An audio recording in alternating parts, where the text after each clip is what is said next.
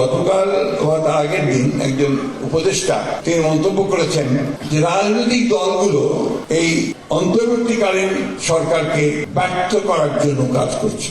আমি মনে করি এটা একটা এই উক্তিটা উনি কি জন্য করেছেন, কিভাবে করেছেন, কোন প্রেক্ষিতে করেছেন আমি জানি না। এটার গভীরতা উক্তি উনি বুঝেছেন কিনা তা আমি জানি না, কিন্তু এটা কিন্তু অত্যন্ত একটা মারাত্মক একটা উক্তি। বিএনপি মহাসচিব মির্জা ফখরুল ইসলাম আলমগীর হই রাজনৈতিক দলের অন্তর্বর্তী সরকারের সহযোগিতা করেন। দয়া করি রাজনীতি বা রাজনৈতিক দলরে তার প্রতিপক্ষ নবনাইব। আজ শুক্রবার রাজধানীর ইঞ্জিনিয়ার ইনস্টিটিউশন মিলনায়তনত শহীদ বুদ্ধিজীবী দিবস লয়ে বিএনপির আলোচনা সভা হেতা হই তিনি।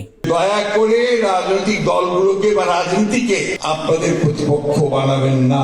রাজনৈতিক দলগুলো আপনাদেরকে সহযোগিতা করছে। তিনি আরো হই আরা বারবার হয়ে এই সরকার ব্যর্থ জন্মানি আরা ব্যর্থ জন প্রত্যেক মুহূর্তে আরা সতর্কভাবে ফা ফেলাম ফেলব প্রত্যেক কান হতা মাফিয়ার হওয়া উচিত। আমি যে কথা আগে বলছিলাম যে প্রতিটি মুহূর্ত আমরা এখন সতর্কতার সঙ্গে পার হতে, প্রতিটি কথা আমাদের এখন মেপে কথা বলা দরকার।